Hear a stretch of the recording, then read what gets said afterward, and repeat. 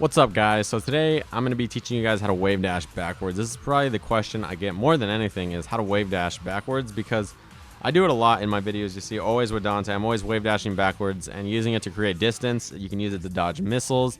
You can use it to get mix-ups. You can do all kinds of stuff with wave dash backwards, and it's a very useful tool. I'm not plink dashing. If you guys want to see a video about plink dashing, look one up on YouTube or something like that. Plink dashing is a little different because it initiates and text throws. But if you mess up, it's a little bit more vulnerable than normal wave dashing. So if you guys want to see a video on that, look it up. I don't have one, but I do know how to plink dash. I just don't do it as often unless I'm playing a character with a flight or something like that.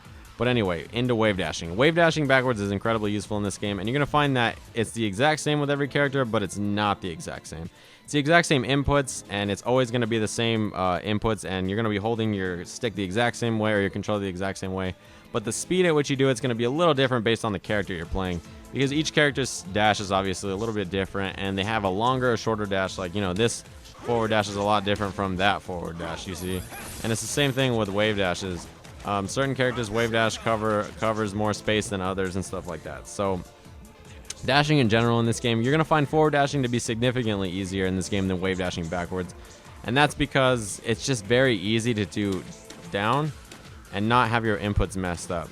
And that's because, and also a lot of characters have like shortcuts. Like Virgil has one of the easiest shortcuts for forward dashing in the game.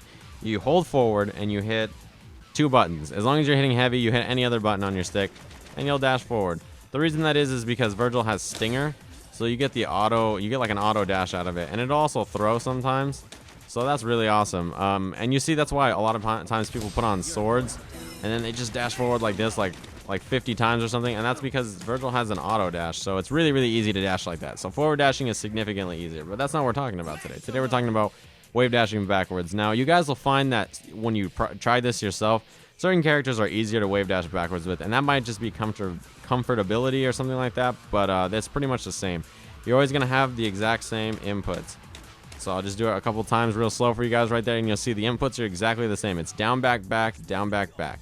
Down, back, back, dash, down, back, back, dash. The reason you do your inputs exactly like that is because you have to. Down, back is what you're using to cancel the dash. Anytime you dash in this game, if you hit down in any direction, you will cancel your dash. Right there I did a forward dash and I canceled it by hitting down, back. You can do down anytime you crouch, it'll cancel a dash. That's why wave dashing, you always hit down to cancel it, but you're going to be using down, back because it's the closest one to back. The reason you're going to be using back is if you dash forward in this game and you are not holding a direction, you will always dash forward. So the wave dashing backwards, you have to hold back, otherwise you won't wave dash backwards. So I think that, you know, it's obviously very simple stuff, but just explaining some of the game, some of the stuff about the game engine if you guys didn't know. So it's always going to be the same. Now, when you guys practice this in training mode, I recommend you just restart it. You can put your opponent in the corner and then just do it real slow. And you can practice and you see your inputs right there, and always make sure your inputs are the same. Some of the problems you guys will probably have is you'll find that you often, get a super. Whoops, I can't even do super. The reason you get super is because you're hitting down. If you ever are wave dashing backwards and you get super, it's because you hit down. If you ever find yourself trying to wave dash backwards and you go forward, it's because you weren't holding backwards when you wave dashed. What are some of the other problems? If you get a normal, it's probably because you didn't cancel you didn't do the two buttons on the same frame. A lot of times you can dash without getting them on the same frame like that, but it's more consistent if you have it on the same frame. And with a little bit of practice, it's very easy to do consistently. And it opens up a lot of mobility options. One of the things that's useful about wave dashing, obviously, is dodging missiles, getting around anybody's offense. And if you play a ground-based character like Wesker, Virgil, Dante, anybody who relies on ground movement, then wave dashing forwards and backwards is really key. You got to know how to do both, especially since they have very long-reaching normals. So that's, one of the benefits of being able to move in and out very fast. And the reason you see me a lot of times when I wave dash backwards, I cancel it into something like that, is because I never want to hold forward after and accidentally get a forward dash, so I'm always holding up back after or something like that. So I jump back. With Virgil, I usually always, with Virgil, I will always do something like this. Like if I'm wave dashing backwards while charging, then I'll throw the sword or something like that. So that's just another option. But when you're wave dashing with Virgil, I would practice dashing with these two buttons, so that way you can hold the sword at the same time.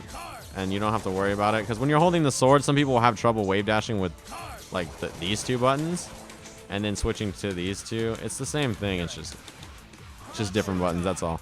So one last thing to talk about. Another reason wave dashing is useful, specifically for those of you guys who play Virgil. You guys probably already know this, but if you activate swords and your opponent blocks, they'll be stuck in block stun. So you have to create space. One of the ways to do that is obviously to wave dash.